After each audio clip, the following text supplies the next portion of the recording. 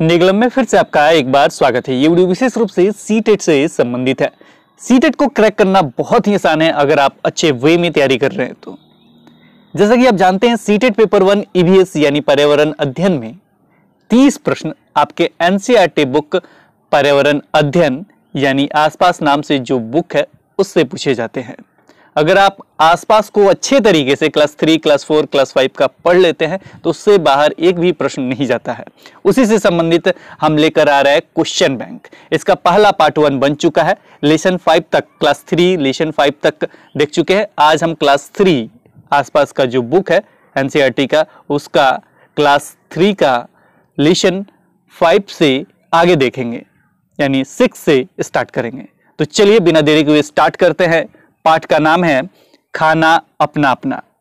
इसमें देखा जाए तो जो भी महत्वपूर्ण प्रश्न बनेंगे उसे हम स्टार्ट करेंगे और मेरे जवाब देने से पहले, यानी प्रश्न पहले पूछा जाएगा उसके बाद जवाब दिया जाएगा, तो मेरे जवाब देने से पहले आप जरूर जवाब दीजिएगा अगर आप सीटेट पेपर 1 की तैयारी कर रहे हैं तो। और मैं वादा दिलाता हूं कि इससे बाहर एक भी क्वेश्चन नहीं जाएगा। तो चलिए पहला प्रश्न लेते हैं। पहला प्रश्न है, बीजी के साथ हम डैश डैश गए थे, वहीं लंगर में दाल रोटी खाई थी। बीजी के साथ हम डैश डैश गए थे। कुछ बच्चे आपस में बातचीत कर रहे हैं, उसी से संबंधित ये प्रश्न है। उसी में कहता है कि बीजी के साथ हम यहाँ गए थे, वहीं लंगर में दाल रोटी खाई थी। क्यों प्रश्न ये लिया गया है? क्योंकि लंगर में जो कहाँ लंगर लगाया जाता है, कहाँ वो दाल रोटी खाया था, ये पूछने वाला एक प्रश्न है। बीजी शब्द भी हटाया जा सकता है। पूछा जा सकता है कि जो लंगर होता है वो कहाँ होता है, मतलब कहाँ लंगर लगता है? गुरुद्वारे में लगता है, मंदिर में लगता है, मस्जिद में लगता है, कहाँ लगता है, या इनमें से कोई नहीं? इसका करेक्ट आंसर बताना है। कमेंट सेक्शन में जल्दी जवाब दीजिए ताकि हमें लगे कि आपने एनसीईआरटी बुक पढ़ा। इसका करेक्ट आंसर अगर आपने दिया है 1 तो निश्चित ही सही है और आपको 1 मार्क्स मिल जाएगा अगर ये प्रश्न आता है तो। बीजी के साथ हम गुरुद्वारे गए थे, वहीं लंगर में दाल रोटी खाई थी। अगला प्रश्न लेते हैं। अगला प्रश्न है आपका, दाल में शक्कर डालते हैं। कहां के लोग दाल में शक्कर डालते हैं? ये सारे प्रश्न जो लगातार अभी चल रहे, यहां से निश्चित ही सीटेट में प्रश्न आते हैं ईवीएस सेक्शन में। दाल में शक्कर डालते हैं, कहां के लोग डालते हैं? झारखंड में डालते हैं, उत्तर प्रदेश में डालते हैं, बिहार में डालते हैं, नागपुर में डालते हैं। बहुत ही इंपॉर्टेंट है, जल्दी बताइए कौन सा हो सकता है। कमेंट सेक्शन में, आप लोग कमेंट सेक्शन में जवाब नहीं दे पा रहे हैं, इसका मतलब आपकी तैयारी अच्छी नहीं है। कमेंट सेक्शन में जल्दी जवाब दीजिए। दाल में शक्कर कहां डालते, कहां हो सकता है? झारखंड, उत्तर प्रदेश, बिहार, नागपुर। याद भी हो जाएगा आज कौन सा होगा इसमें। यहां पे शक्कर डालने की बात कही जा रही है। जाहिर सी बात है, यहां आप उत्तर प्रदेश में हैं, जहां झारखंड के आसपास हैं, बिहार के आसपास हैं आप लोग, तो जाहिर सी बात है यहां पे अभी आपने कहीं भी शक्कर यानी चीनी डालने देखा है? दाल में डालते हुए नहीं देखा आपने, तो जाहिर सी बात है यहां पे नहीं होगा। तो ये तीनों एक साथ हट गए। जो बच गया वो मेरा आंसर हो गया। आंसर क्या होगा बाबू? 4, नागपुर। नागपुर में क्या होता है? दाल में शक्कर डालते हैं। याद कर लीजिए, नागपुर में जो होता है दाल में क्या करते हैं? शक्कर डालते हैं नागपुर में। और जो लंगर की चर्चा हो रही थी वो किससे संबंधित था? गुरुद्वारे से। याद करते चलिए ताकि दोबारा इसको पढ़ने की जरूरत नहीं पड़े। क्वेश्चन नंबर 3 है, गेहूं से रोटी, हलवा और पुलाव, डोसा डैश डैश से बनता है। जैसा कि आप जानते हैं, रोटी जो होता है, रोटी जो आप खाते हैं को गेहूं का खाते हैं, हलवा जो खाते हैं वो गेहूं का होता है। और भी तरीके से रोटी बनता है, यानी किसी और चीज का बनता है, लेकिन नॉर्मली रूप से आपका रोटी हलवा गेहूं से बनता है। लेकिन पुलाव जो होता है और डोसा जो होता है वो किससे बनता है? को पुलाव आप जानते हैं कि चावल से बनता है, डोसा उसी में लेके चलिए। डोसा अगर आप नहीं भी खाए होंगे तो आज याद कर लीजिए, ये क्या हो जाएगा आपका? चावल। तो पुलाव और डोसा अगर पूछा जाए तो किससे बनता है? वो चावल से बनता है। आगे बढ़ते हैं, अगले प्रश्न को देखते हैं। अगला प्रश्न कौन सा है? और ये बहुत ही महत्वपूर्ण प्रश्न है और 2-3 बार ये पूछा जा चुका है प्रश्न। हांगकांग के लोग सांप खाना पसंद करते हैं, होटल में इसे डैश डैश के नाम से जाना जाता है। अब ये पूछा जा सकता है, 2 तरह से प्रश्न ये पूछा जाता है। कहां के लोग सांप खाना पसंद करते हैं? तो कहां के लोग सांप खाना पसंद करते हैं? तो हांगकांग के लोग सांप खाना पसंद करते हैं। याद हो गया? हांगकांग यानी चीन में है, चीन से संबंधित समझिए। हांगकांग चीन से संबंधित हो गया। तो ये वहां के लोग क्या कहते हैं? सब कुछ खा जाते हैं, यानी सांप भी खा जाते हैं। तो ये सांप खाना पसंद करते हैं कौन? हांगकांग के लोग। होटल में इसे किस नाम से जाना जाता है? बहुत इंपॉर्टेंट है, किस नाम से जाना जाता है होटल में इसे? जल्दी बताइए। 3 ऑप्शन है, तीनों एक से संबंधित है। अब आपको बताना है कौन सा है करेक्ट आंसर, आपको बताना है। करेक्ट आंसर इसका होगा, जो भी उत्तर दे रहे हैं 3, वो है लिंग हु फेन। याद कर लीजिए, लिंग who fan. Who fan, last में क्या लिखा हुआ? फेन, हु फेन। तो होटल में इसे इस नाम से जाना जाता है। और इसे याद कीजिए, ये कहाँ के लिंग हु फेन कहाँ के लोग खाते हैं? तो ये हांगकांग के लोग खाते हैं। और ये किससे संबंधित है? कि ये सांप से संबंधित है। ये किससे संबंधित है? सांप से संबंधित है। तो ये 3 प्रश्न बनने, तीनों याद होने चाहिए आपको। चलिए आगे बढ़ते हैं, अगला प्रश्न लेते हैं। अगला प्रश्न है आपके कश्मीर से संबंधित। कश्मीर में सरसों के तेल में मछली और गोवा में नारियल के तेल में डैश डैश बनाई जाती है। बहुत इंपॉर्टेंट है, यहां 2 प्रश्न फिर से बन रहे हैं। क्या क्या प्रश्न बन रहा है? पहला प्रश्न बन रहा है, कश्मीर में जो मछली बनती है किसके तेल में बनती है? तो वो सरसों के तेल में। सरसों के तेल में मछली बनाया जाता है, को कहां बनाया जाता है? को कश्मीर में। याद रखिएगा, 2 तरीके से ये प्रश्न हमने पूछा आपसे। कश्मीर में सरसों के तेल में मछली बनती है, तो पहला प्रश्न होगा कश्मीर में किसके तेल में मछली बनती है? को कश्मीर में सरसों के तेल में मछली बनती है।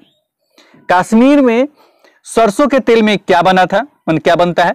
तो ऑप्शन में रहेगा मछली, तो मछली टिक कर दीजिएगा। 2 प्रश्न हुआ। एक और प्रश्न, सरसों के तेल में मछली कहां बनती है? तो उसमें रहेगा कश्मीर, तो उसे टिक कर देना है। 3 प्रश्न बनना, तीनों प्रश्न आपको याद होना चाहिए। दूसरा प्रश्न इसमें जोड़ा गया है, गोवा में नारियल के तेल में डैश डैश बनाई जाती है। नारियल के तेल का इस्तेमाल कहां किया जाता है? खाना बनाने में, चाहे जो भी चीज इसमें सही होगा वो कहां इस्तेमाल किया जाता है? को गोवा में इस्तेमाल किया जाता है। तो गोवा में नारियल का तेल इस्तेमाल होता है। क्या बनता है नारियल के तेल से, ये आपको बताना है। क्या हो सकता है? जल्दी बताइए। ऑप्शन आपके सामने, समुद्र की मछली, सब्जी, रोटी, चावल। ये तो ऑप्शन ऐसे हमने नॉर्मल दिया है, रोटी चावल आप तो काट देंगे कि ये सब तो होगा नहीं। अब यहाँ सब्जी और समुद्र की मछली में बात हो रहा है, कि जाहिर सी बात है यहाँ मछली हमने लिखा है, तो आप डायरेक्ट उत्तर बता सकते हैं मछली, समुद्र की मछली। 5 का होगा आपका। एक आसान तरीके से हमने बताया, लेकिन याद रखिएगा ये सिंगल क्वेश्चन भी आ सकता है, यानी ये आ सकता है, गोवा में नारियल के तेल में क्या बनाया जाता है? तो समुद्र की मछली। ये पूछा जा सकता है, कहां, यानी डैश डैश कहां नारियल के तेल में समुद्र की मछली बनाया जाता है? तो ये आपको उत्तर देना होगा गोवा। तो गोवा में याद कर लीजिए, लिखना चाहें तो लिख लीजिए, गोवा में नारियल के तेल में समुद्र की मछली बनाया जाता है। कश्मीर में सरसों के तेल में मछली बनाया जाता है। सरसों के तेल इस्तेमाल कहां होता है बाबू? कश्मीर में। नारियल के तेल में समुद्र की मछली कहां बनाया जाता है? गोवा में।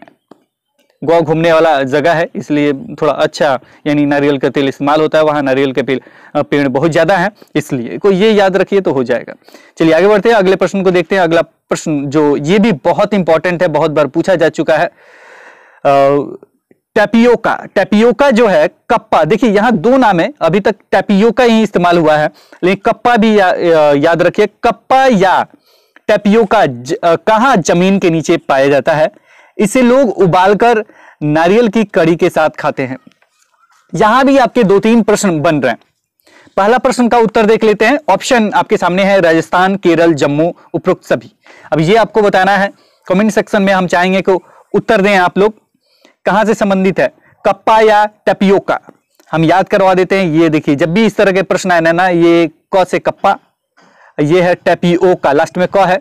को ये क जो है ना केरल को लेके जाएगा, कुछ नहीं करना है, देखना है और टिक करना है। कप्पा या टैपियोका केरल जमीन के नीचे पाया जाता है। कहां के जमीन के नीचे पाया जाता है? को केरल जमीन के नीचे पाया जाता है। और इसे लोग कैसे खाते हैं, किस तरीके से खाते हैं? तो इसे लोग उबालकर नारियल की कड़ी के साथ खाते हैं। उबाल देते हैं और किसके साथ खाते हैं? नारियल की कड़ी के साथ, नारियल की कड़ी के साथ खाते हैं। ये जो वाक्य बोला जा रहा है किससे संबंधित है? तो ये है आपका केरल से संबंधित, क्योंकि टैपियोका काम इस केरल, कप्पा यानी केरल। याद हो गया। ये कहां पाया जाता है? जमीन के ऊपर तो पाया नहीं जाएगा, जाहिर सी बात है, जमीन के नीचे पाया जाता है। कहां के जमीन के नीचे? को केरल के जमीन के नीचे पाया जाता है। और इसे क्या करते हैं? जमीन के नीचे पाया जाता है कि जाहिर सी बात है, उसको ऊपर निकालेंगे तो एक तरह से उबाल देंगे तो शुद्ध हो जाएगा। तो याद रखिएगा, लोग इसे उबालकर, और नारियल जो गोवा में हमने देखा था, वही नारियल की कड़ी, यहाँ तेल ना होके कड़ी है, नारियल की कड़ी के साथ खाते हैं। नारियल की कड़ी के साथ क्या करते हैं? खाते हैं। चलिए अगले प्रश्न पे चलते हैं। हमें लग रहा है कि आपको दोबारा देखने की जरूरत नहीं पड़ेगी, याद हो जाएगा। सातवां क्वेश्चन है, बच्चे एक डैश डैश में अपनी बात बेझिझक कहते हैं। बच्चे एक डैश डैश में अपनी बात बेझिझक कहते हैं। एक दूसरे के खाने के बारे में सुनकर हम अपने खाने से जुड़ी संकुचित सोच से हट सकते हैं। इसी से दूसरे लोगों के बारे में हमारी समझ बढ़ेगी। बच्चों से संबंध बनाना और ऐसा माहौल बनाना जरूरी है जहां उनकी बात संवेदनशीलता से सुनी जाए। अब यहाँ पे ऑप्शन है आपके, बंद माहौल, अनुशासित माहौल, खुले माहौल, उपरोक्त सभी। कौन सा आंसर हो सकता है ये आपको बताना है। तो जाहिर सी बात है, बच्चे अपनी बेझिझक बात कहाँ कहेंगे, जहाँ खुला माहौल हो। तो इसमें कुछ करना ही नहीं, ये देखना है, टिक करना है। खुले माहौल में बच्चे क्या करते हैं, अपनी बात बेझिझक कहते हैं। एक दूसरे के खाने के बारे में हम सुनकर हम अपने खाने से जुड़ी संकुचित सोच से हट सकते हैं, क्योंकि बहुत सारी चीजें देखेंगे क्या क्या लोग खाते हैं। इसी से दूसरे लोगों के बारे में हमारी समझ बढ़ेगी। इससे क्या होगा, दूसरे लोगों के बारे में समझ बढ़ेगी, उनका जाने इनका जाने की समझ हमारी बढ़ेगी। बच्चों से संबंध बनाना और ऐसा माहौल बनाना जरूरी है जहां उनकी बात संवेदनशीलता से सुनी जाए। ये भी इंपॉर्टेंट लाइन है, संवेदनशीलता से सुनी जाए, ऐसा माहौल बनाना बहुत जरूरी है। तो ये थे लेसन 6 के आपके क्वेश्चन। और कुछ क्वेश्चन हम पार्ट से भी ले लेते हैं जो बहुत ही आसान है। जैसे खाना अपना अपना में आपसे पूछा जाना तो नहीं चाहिए, लेकिन पूछा जा सकता है। मान लीजिए कि भुट्टा कौन कौन खा सकता है, जिसका दांत होगा वही ना खाएगा, जिसका दांत होगा नहीं खाएगा। जो बूढ़े लोग हैं वो नहीं खा पाएंगे। तो इसमें ये भी अंतर होना चाहिए कि बच्चा क्या खा सकता है, जवान क्या खा सकता है, बूढ़ा क्या खा सकता है। जैसे बच्चे की बात की जाए तो क्या क्या खाते हैं, तो दूध, छोटा बच्चा है तो दूध, दलिया, पतली दाल, खिचड़ी सब खा सकते हैं। क्या नहीं खा सकते, तो दांत नहीं होगा, को भुट्टा नहीं खा पाएंगे, मूंगफली नहीं खा पाएंगे, सख्त फल नहीं खा पाएंगे, रोटी नहीं खा पाएंगे। जवान तो हर चीज खा लेगा। और बूढ़े जो लोग होते हैं वो लोग क्या नहीं खा पाएंगे, वही भुट्टा, मूंगफली, सख्त फल वगैरह नहीं खा पाएंगे। को इस तरह के प्रश्न बहुत ही आसान होते हैं। इसके अतिरिक्त आपसे पूछा जा सकता है कि जो ये क्वेश्चन तो कभी नहीं पूछा गया, लेकिन याद रखिए कि कहाँ कहाँ के लोग क्या क्या खाते हैं। जैसे गेहूं खाया जाता है पंजाब, हरियाणा, मध्य प्रदेश आदि में खाया जाता है। मक्का जो होता है उत्तर प्रदेश, पंजाब, राजस्थान में ज्यादा खाया जाता है। ज्यादा खाने की बातचीत हो रही है कि कहाँ कहाँ क्या क्या खाया जाता है। और इसके अतिरिक्त क्या क्या आप खाते हैं ये भी पूछा जा सकता है। जैसे केले के फूल खाते हैं, कमल की डंडी और नारियल का तेल खाते होंगे, चूहा, मेढक, ये सब आएगा तो गलत टिक कर दीजिएगा, ये तो आप खाते नहीं होंगे। तो ये प्रश्न के जो अलग जो प्रश्न है वो हमने आपको बता दिए, ताकि कोई भी प्रश्न आपका छूटे नहीं। अब लेसन 7 पे चलते हैं। लेसन 7 देखते हैं कौन सा है पहला प्रश्न। लेसन 7 पाठ का नाम है बिन बोले बात। बिन बोले बात में देखते हैं क्या क्या प्रश्न है। पहला प्रश्न देखते हैं इसमें कौन सा है।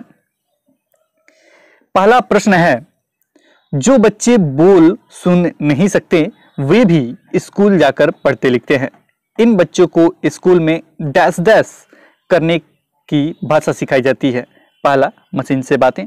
दूसरा, इशारों से बातें। तीसरा, बोलकर बातें। चौथा, उपरोक्त सभी।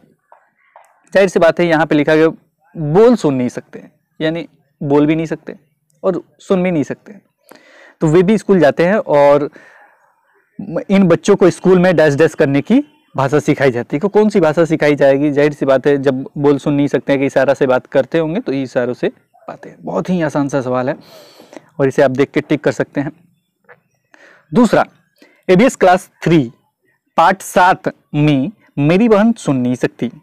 जीन व्हाइट हाउस पीटरसन की कविता के कुछ अंश का अनुवाद किसने किया है? मेरी बहन नहीं सुन सकती, ये आपका कहाँ से संबंधित है? को ईवीएस जो क्लास 3 का लेसन 7 है उससे संबंधित है। और ये कविता जो लिखा गया है जीन व्हाइट हाउस पीटरसन का लिखा गया है और इसके कुछ अंश का अनुवाद किसने किया है ये पूछा गया है। ये अनुवाद में ऑप्शन देखा जाए तो अरविंद गुप्ता है, संजय गुप्ता है, अरविंद राय है, संजय राय है। ये आपको बताना है कौन सा आंसर सही होगा। तो इसका करेक्ट आंसर बाबू कौन सा हो जाएगा? जल्दी से तेजी से बताइए, नहीं याद होगा आपको तो हम बता देते हैं, आपका फर्स्ट होगा अरविंद गुप्ता। ये सारे प्रश्न याद रखिए। ये प्रश्न इस तरह के तो नहीं पूछे गए लेकिन याद रखिए पूछा जा सकता है। इसके बाद अगले प्रश्न को लेते हैं। नाच से भी हम अपनी बात दूसरों तक पहुंचा सकते हैं। नाच में इशारों और चेहरे के हाव भाव का इस्तेमाल करते हैं। इन्हें डैश डैश कहते हैं। इन्हें क्या कहते हैं? पहला मुद्राएं, स्कीम्स, हाव भाव, उपरोक्त सभी। तीसरा का आंसर क्या हो सकता है ये आपको बताना है। क्या कहा जाता है? यानी नाच से हम सभी जब नाच होता है तो हम सभी एक दूसरे के पास मैसेज पहुंचाते हैं, हम अपनी बात पहुंचा सकते हैं। नाच में इशारों और चेहरे के हाव भाव का इस्तेमाल करते हैं। नाच में जो होता है किसके द्वारा पहुंचाया जा सकता है? कि चेहरा और हाव भाव का इस्तेमाल किया जाता है। इन्हें क्या कहते हैं? इन्हें मुद्राएं कहा जाता है। क्या कहा जाता है? मुद्राएं कहा जाता है। गलती मत कीजिएगा, इसका करेक्ट आंसर क्या होगा? 1 होगा। 3 का 1। अगला प्रश्न लेते हैं। अगला प्रश्न है आपका, हमें पता चल जाता है कि कौन दुखी है, कौन खुश है, कौन गुस्से में। कैसे देख के हम पता कर सकते हैं कि कौन खुश है, कौन दुखी है, कौन गुस्से में है? जैसे कभी कभी घर पे जाइएगा तो कोई गुस्सा में होगा तो आप पता कर सकते हैं। देखें कोई हंस रहा है तो कोई पता चल जाएगा कि कौन खुश है। कोई उदास होगा तो भी देख सकते हैं कौन दुखी है। तो ये कैसे पता चलता है ये बताना है आपको। क्वेश्चन नंबर 4 के आंसर हम चाहेंगे कि आप कमेंट सेक्शन में लिखें। 4 ऑप्शन है उसके। मुस्कान को देखकर, गुस्से को देखकर, चेहरे को देखकर, उपरोक्त सभी। कौन सा आंसर हो सकता है? जाहिर सी बात है ये तीनों के सेंस में है, यानी दुखी, खुश और गुस्से को देख के है। तो चेहरा का जो भाव होता है, जो चेहरे को देख के हम समझ जाते हैं कि दुखी है, कि खुश है, कि गुस्से में है। यानी इसका करेक्ट आंसर होगा ऑप्शन नंबर 3। अगला क्वेश्चन, उपयुक्त कथन भरें। जो भी ये कथन इसे भरना है। जिन घटनाओं को बच्चे समझ पाए, जिनसे स्वयं को जोड़ पाए, उनको चुने ताकि बच्चे उन्हें प्रभावी ढंग से डैश डैश के रूप में प्रस्तुत कर पाए। ये आपको बताना है कि कौन सा आंसर इसका सही होगा। तो इसका आंसर सही होगा आपका पहला, नाटक। जो भी आंसर दे रहा है एक नाटक, वो सही है बिल्कुल। उपयुक्त कथन को भरना है। भरना क्या है? तो जिन घटनाओं को बच्चे समझ पाए, जिनसे स्वयं को जोड़ पाए, उनको चुने ताकि बच्चे उन्हें प्रभावी ढंग से नाटक के रूप में प्रस्तुत कर पाए। नाटक होता है कि एक प्रैक्टिकल रूप से सामने प्रस्तुति दिया जाता है, इसलिए बहुत इंपॉर्टेंट होता है नाटक। इसका देखा जाए तो इसका प्रभावी ढंग से नाटक के रूप में प्रस्तुत कर पाए। तो याद रखिएगा इसको। अगला प्रश्न जो है क्वेश्चन नंबर 6, ईवीएस कक्षा 3 के पाठ में चर्चा हो सकती है कि हम सब में अलग अलग तरह की क्षमताएं हैं। बच्चों के अपने अनुभवों को शामिल करते हुए इस विषय पर डैश डैश बढ़ाई जा सकती है। क्या बढ़ाई जा सकती है? पहला खुशी, स्कीम्स, तीसरा संवेदनशीलता, चौथा इनमें से कोई नहीं। कौन सा आंसर इसका सही होगा? तो इसका करेक्ट आंसर है आपका संवेदनशीलता। इस कक्षा 3 के पाठ में चर्चा हो सकती है कि हम सब में अलग अलग तरह की क्षमताएं हैं। बच्चों के अपने अनुभवों को शामिल करते हुए इस विषय पर संवेदनशीलता बढ़ाई जा सकती है। एक याद रखिएगा, यहाँ एक और क्वेश्चन बन सकता है, अलग अलग तरह की क्षमताएं हैं। अलग अलग तरह की क्या है? क्षमताएं हैं। इन्हीं की सभी में एक तरह का समान क्षमताएं ये नहीं है। पूछा जा सकता है कि किस तरह की क्षमताएं होती है हम सभी में। तो वो क्या हो जाएगा? हम सब में अलग अलग डिफरेंसेस जो होता है वो क्षमताएं होती हैं। व्यक्तिगत विभिन्नताएं जो आपको पढ़ना है वो इसी से संबंधित प्रश्न आता है। सब में अलग अलग क्षमताएं होती हैं। अब लेंगे अगले पाठ को। इसमें देखा जाए तो और भी कोई क्वेश्चन नहीं बनता है मुद्राओं के संबंध में, वही इंपॉर्टेंट इसमें एक प्रश्न था। और देखा जाए तो और इससे पाठ में भी हमने कोशिश किया देखने का, तो उसमें भी कोई प्रश्न आपका नहीं है। तो अब हम चलते हैं लेसन नंबर 8 पे। पंख फैलाए उड़ते जाएं। पंख फैलाए उड़ते जाएं। इसमें देखा जाए तो कौन कौन से प्रश्न है। पहला प्रश्न है, सिर पर मेरे डैश डैश है, सुंदर पंखों पर नाच है, सुंदर नाच दिखाता हूँ, राष्ट्रीय पक्षी कहलाता हूँ। यहाँ पे नाच होना चाहिए। सुंदर आपका सुंदर पंखों पर नाच है, नाच होना चाहिए, नाच लिख दिया गया, इसे आप ठीक कर लीजिएगा। नाच। सिर पर मेरे डैश डैश है, सुंदर पंखों पर नाच है, सुंदर नाच दिखाता हूँ, राष्ट्रीय पक्षी कहलाता हूँ। तो ये पूछा गया है। तो यहाँ पे क्या होगा? सिर पर मेरे क्या है? ऑप्शन आपके सामने है, नाच, ताज, जार, बोझ। तो इनके सिर पर क्या है? तो ताज है। राष्ट्रीय पक्षी कहलाता हूँ, यानी क्या हो जाएगा इसका आंसर? तो ये मोर है। मोर के बारे में कहा जाए, सिर पर मेरे ताज है, सुंदर पंखों पर नाज है, सुंदर नाच दिखाता हूँ, राष्ट्रीय पक्षी कहलाता हूँ, यानी मैं मोर हूँ। तो दो प्रश्न यहाँ बनने, दोनों याद रखिए।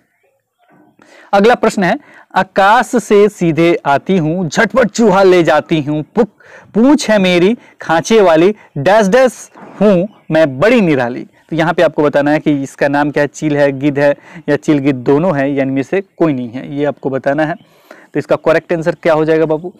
तो इसका करेक्ट आंसर हो जाएगा आपका एक चील। आकाश से सीधे आती हूँ, झटपट चूहा ले जाती हूँ, पूंछ है मेरी खांचे वाली, डैश डैश यानी चील हूँ मैं बड़ी निराली। इसे याद रखिए। आगे बढ़ते हैं अगले क्वेश्चन की तरफ। अगला क्वेश्चन है आपका, हरे हरे हैं मेरे पंख, लाल है मेरी डैश डैश का रंग, हरी मिर्च मैं खाता हूँ, डैश डैश मैं कहलाता हूँ। ये आपको बताना है, डैश डैश मैं कहलाता हूँ।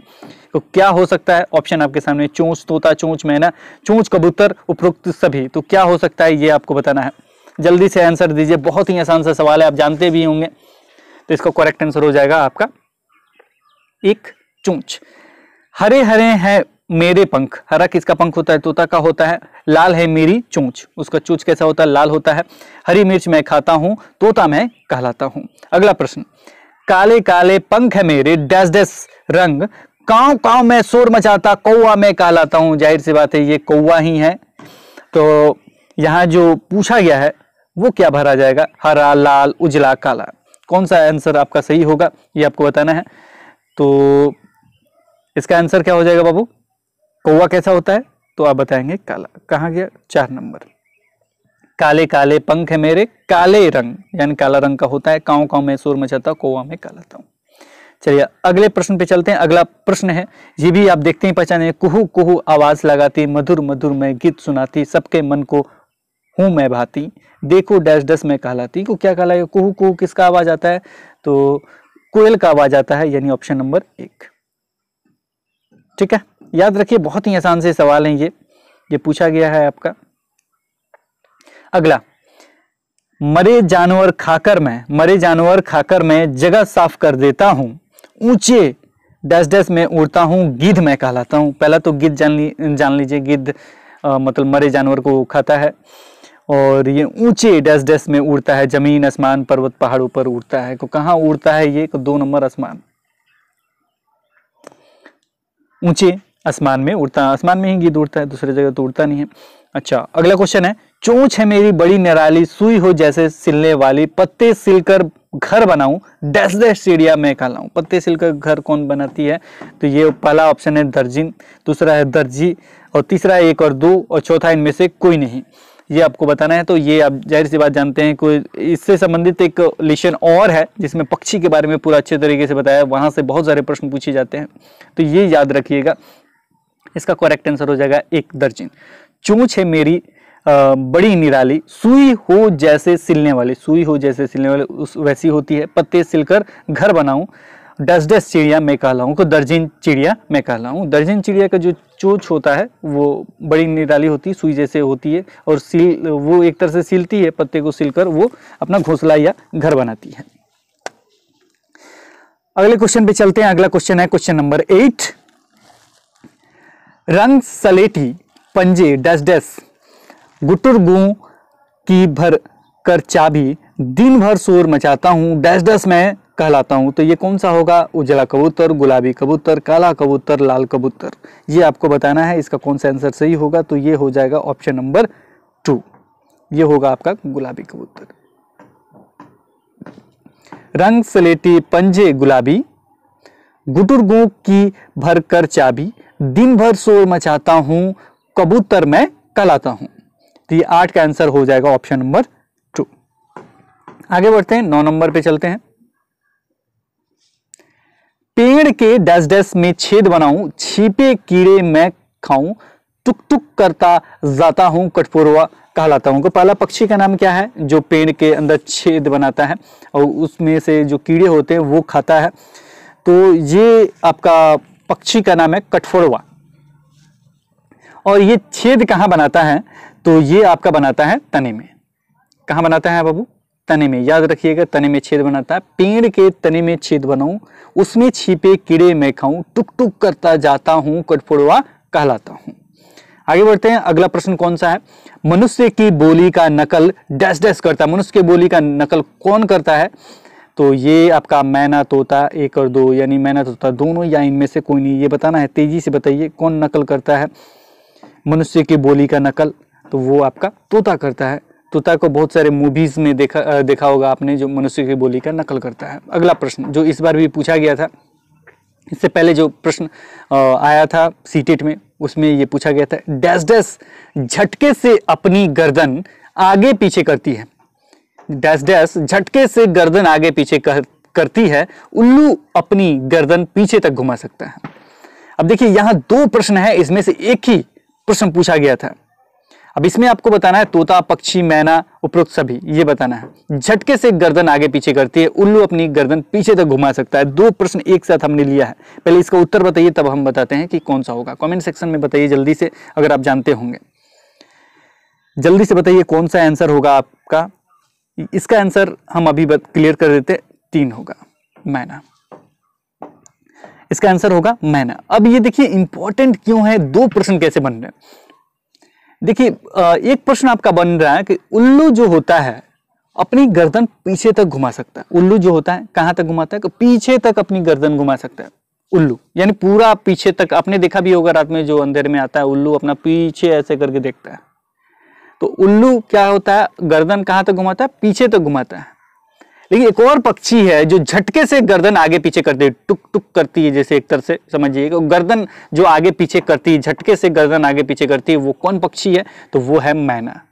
2 प्रश्न बन रहे हैं और दोनों बहुत इंपॉर्टेंट है। जो झटके से आगे पीछे करती है कौन है? तो उल्लू मत टिक कर दीजिएगा, वहां आपको मैना टिक करना होगा। मैना झटके से गर्दन आगे पीछे करती है, इसलिए दोनों प्रश्न को इंक्लूड एक साथ किया गया है। क्योंकि बहुत सारे अभ्यर्थी जाते परीक्षा देते समय गड़बड़ कर देते हैं, उल्लू मार के चले आएंगे, बाद में देखेंगे उल्लू तो अपनी गर्दन पीछे तक घुमा सकता है। और हमने मैना और उल्लू में कंफ्यूजन हो जाएगा वहां पे। याद रखिएगा, जो झटका मतलब क्या हो गया? मैना। मैना मतलब झटका, झटके से गर्दन आगे पीछे करती है। झटके से क्या करती? गर्दन आगे पीछे करती है। और उल्लू क्या करता है? पूरा अपना पीछे तक घुमा लेता है। उल्लू अपनी गर्दन पीछे तक घुमा सकता है। दोनों इंपॉर्टेंट है, कभी भी गलती मत कीजिएगा, नहीं तो ऑप्शन में दे देगा और उसी में आप लोग गड़बड़ करके चले आएंगे। चलिए अगला प्रश्न, निम्नलिखित में से कौन सा कथन पक्षियों के पंख से संबंधित है? पक्षियों के पंख से संबंधित है कौन सा कथन? पहला, पंख उड़ने में मदद करते हैं। दूसरा, पंख पक्षी के शरीर को गर्म रखते हैं। तीसरा, समय समय पर पक्षियों के पुराने पंख झड़ जाते हैं और नए पंख आ जाते हैं। चौथा, उपरोक्त सभी। ये आपको बताना है कि कौन सा इसमें कथन सही है। तो ये तो आपको पता ही होगा, बहुत ही आसान से सवाल है, तो इसमें मुझे नहीं लगता कि आपको दिक्कत लगेगा। ये आपके उपरोक्त सभी होंगे, लेकिन इसी तरह प्रश्न नहीं पूछा जाएगा, ये तो बहुत आसान है। इसमें से पूछ देगा इनमें से कौन सा कथन गलत है, कौन सा कथन क्या पूछ देगा? गलत है। और चौथे नंबर पे बताया जाएगा कि एक बार जब पंख आ जाए तो झड़ते नहीं है। पक्षियों के एक बार पंख आ जाए तो झड़ते नहीं है। ये प्रश्न चौथे में डाल देगा और उसमें पूछेगा कौन सा गलत है, कि ये बताना है। ये तीनों पॉइंट याद रखिएगा। पंख उड़ने में मदद करते हैं, पंख पक्षी के शरीर को गर्म रखते हैं, समय समय पर पक्षियों के पुराने पंख झड़ जाते हैं और नए पंख आ जाते हैं। तो ये तीनों आएगा ऑप्शन, तो ये क्या हो जाएगा? सही हो जाएगा। तो ये थे लेसन 12 के प्रश्न। कुछ प्रश्न हम बुक से भी देख लेते हैं कौन कौन सा प्रश्न है।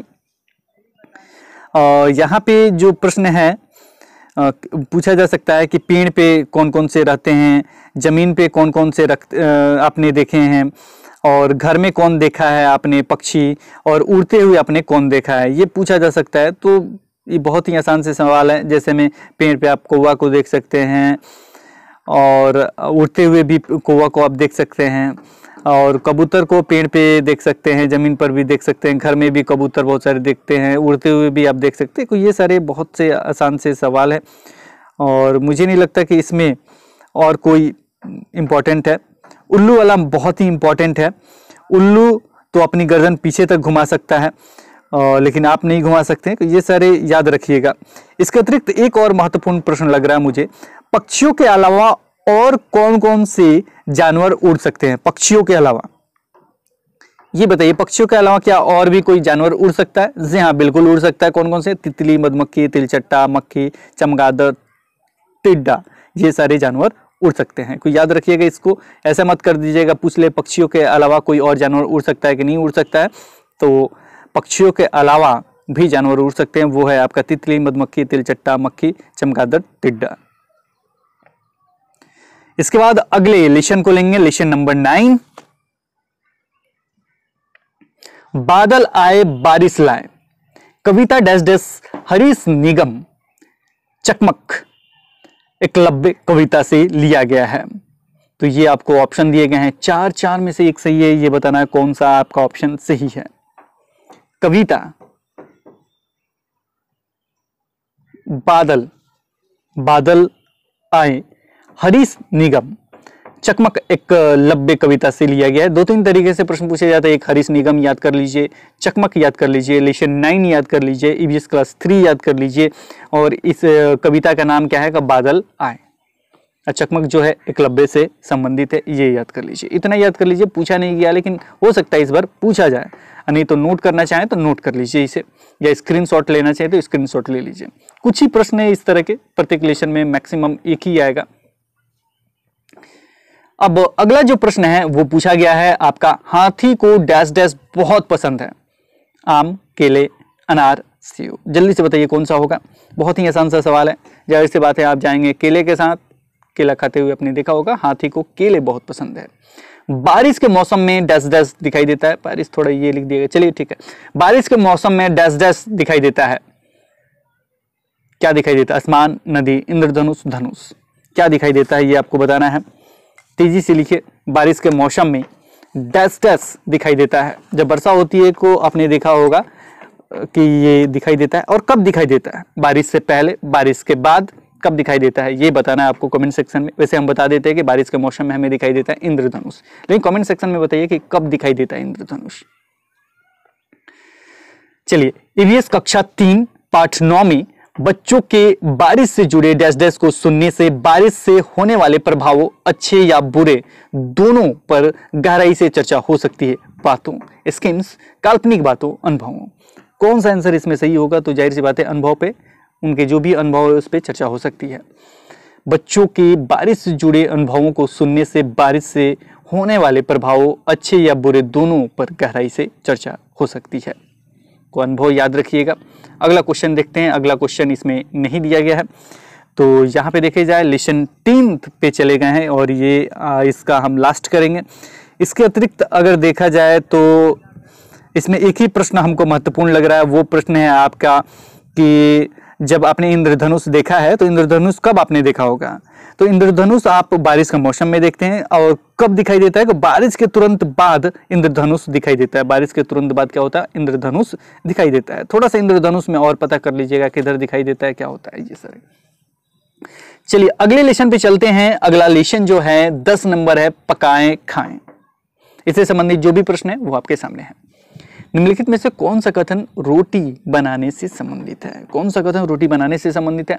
पहला, आटे को बर्तन में निकालना और उसे गूंथना। दूसरा, आटे के छोटे छोटे गोले बनाना।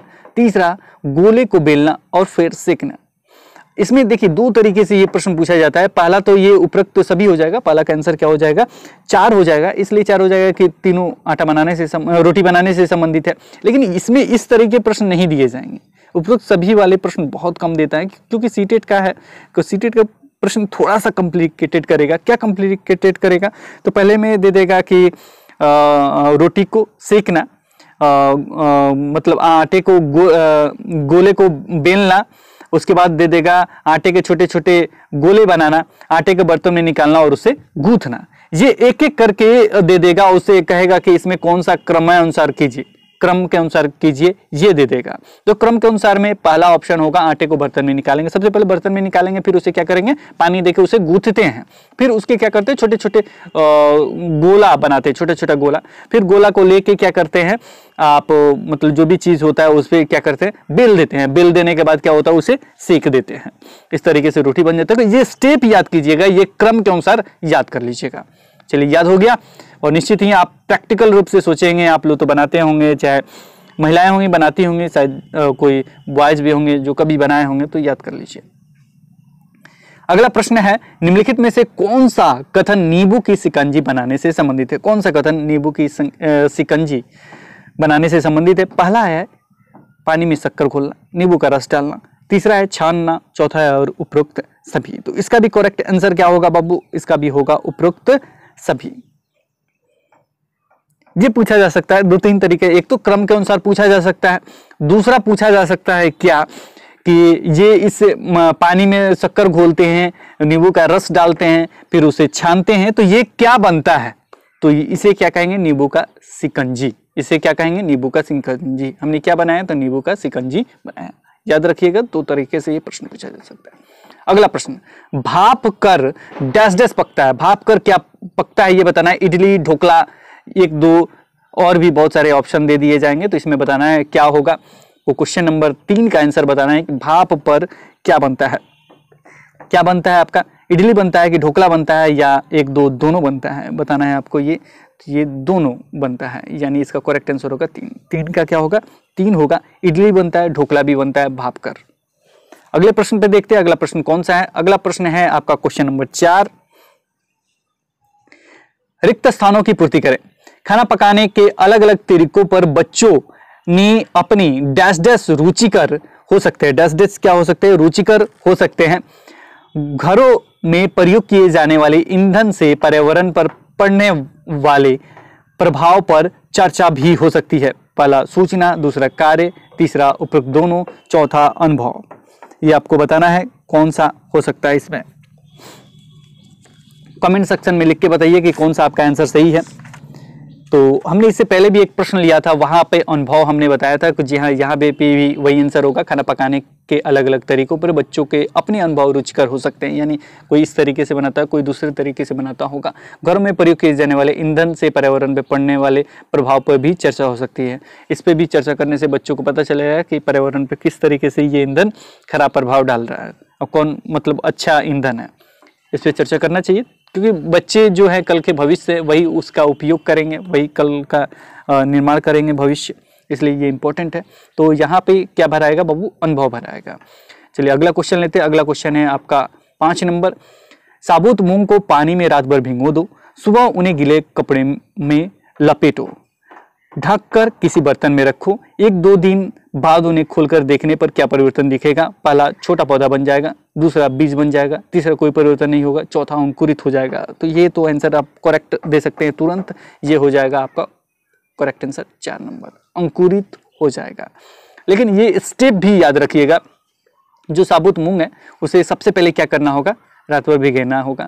फिर उसके बाद क्या करना होगा? सुबह उन्हें गीले कपड़े में लपेटना होगा, एक गीला कपड़ा होगा उसमें लपेटना होगा और उसे ढककर बर्तन में रखना होगा। उसके बाद क्या होगा? ढककर एक बर्तन में रखना होगा। 1-2 दिन बाद उन्हें खोलकर देखना होगा, तो वो क्या परिवर्तन दिखेगा? तो वो अंकुरित हो जाएगा। तो अंकुरित होने के क्या क्या स्टेप है ये पूछा जा सकता है। किसे अंकुरित किया गया था? तो साबुत मूंग को अंकुरित किया गया था, और किस स्टेप में किया गया था यही याद कर लीजिएगा। इससे बाहर प्रश्न आपके इस लेसन से नहीं आएंगे। इसमें देखा जाए तो और प्रश्न तो मेरे ख्याल से यहाँ नहीं है। लेसन 11 अगले दिन देखेंगे। फिलहाल हम देख लेते हैं कि पाठ में कुछ और प्रश्न है कि नहीं। हाँ, प्रश्न पूछा जा सकता है कि कच्ची खाई जाने वाली चीजें कौन कौन सी होती है। तो ये थोड़ा देख लीजिएगा आप। कच्ची टमाटर खाते होंगे, गाजर खाते होंगे, मूली खाते होंगे, तो ये सारी चीज आप सलाद में डाल के खा लेते हैं। पकाई जाने वाली, पकाकर खाने वाली कौन है? कच्ची और पकाकर खाने वाली कौन चीजें हैं? तो टमाटर, गाजर, चना, ये सब कच्ची और पकाई दोनों तरह। अंकुरित हो जाएगा तो कच्चा भी चना खा लेते हैं। तो ये अंकुरित और ये दोनों में खाया जाता है। अब पकाकर केवल खाने वाली दाल, चावल, रोटी और बैगन, ये सब क्या होता है? केवल पकाकर ही खाया जाता है। तो ये दोनों अंतर आप निश्चित ही जानते होंगे, कोई ज्यादा नहीं है। अब पकाने का तरीका भी पूछा जा सकता है, जैसे भूनकर, तो शकरकंदी, भुट्टा वगैरह भूनकर खाते हैं। भुट्टा कैसे भून के खाएंगे? उबालकर क्या क्या खाया जाता है? आलू, चावल वगैरह। तलकर क्या खाया जाता है? को पूरी, पकौड़ी। सेक कर क्या? चपाती, केक वगैरह आप सेक कर खाएंगे। भाप कर क्या खाया जाएगा? तो इडली, ढोकला, ये भाप कर खाया जाता है। भाप कर पे भी एक प्रश्न भी था हमारा, तो आपने देखा होगा। और इसके अतिरिक्त मुझे नहीं लगता कि और भी कोई प्रश्न होगा। फलों को चाट बनाने के बारे में भी इसमें बताया गया। फलों का चाट कैसे बनाया गया था? को फलों के छोटे छोटे टुकड़े काटो, चीनी, नमक और चाट मसाला छिड़को, फलों का चाट तैयार है। लस्सी कैसे बनाया जाता है ये भी पूछा गया था। 1 कप दही लो, चीनी डालो, बर्फ के छोटे छोटे टुकड़े डालो और मिक्सर में मिलाओ, लस्सी तैयार है। नींबू की शिकंजी भी हमने बता दिया है। पानी में शक्कर घोलना, नींबू का रस डालना, छानना, शिकंजी तैयार है।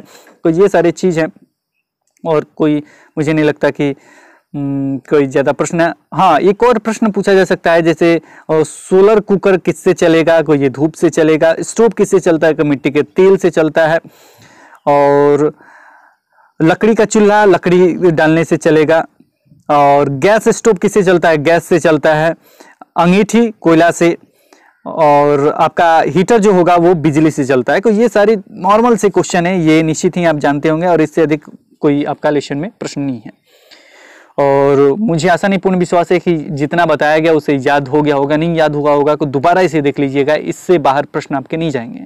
अगर वीडियो पसंद आ रहा है तो क्या करेंगे, लाइक करेंगे और भी लोगों के पास शेयर करेंगे ताकि आगे भी कंटिन्यू हम इसे कर सकें। देखिए अगर आपकी संख्या ज़्यादा होती है तो मेरा भी मन लगेगा ताकि मैं आगे पढ़ाऊँ, और ये बहुत ही इंपॉर्टेंट है। और मुझे नहीं लगता कि इस तरीके से प्रश्न बना के एक लेसन बना के आपको दिया गया होगा। अगर इस तरह के आप क्वेश्चन ऑनलाइन टेस्ट देना चाहते हैं तो ऐप का लिंक डिस्क्रिप्शन बॉक्स में मिल जाएगा, वहां से जाके आप ले सकते हैं। इसका नोट्स भी आपका PDF मिल जाएगा, और जैसे ही आप लॉगिन पहले साइन अप करना होता है फिर लॉगिन कीजिएगा तो वहां पे जो जो पैक खरीदना चाहते हैं वहां के से खरीद सकते हैं। और इस वीडियो में फिर इतना ही, फिर मिलते हैं एक नए वीडियो के साथ, तब तक देखते रहें, बने रहें हिंदी क्लब पे। धन्यवाद।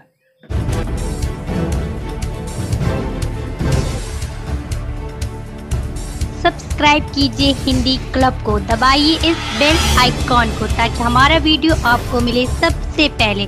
शेयर करें अपने दोस्तों के साथ ताकि वो भी इसका लाभ उठा सके। ये सब बिल्कुल फ्री है।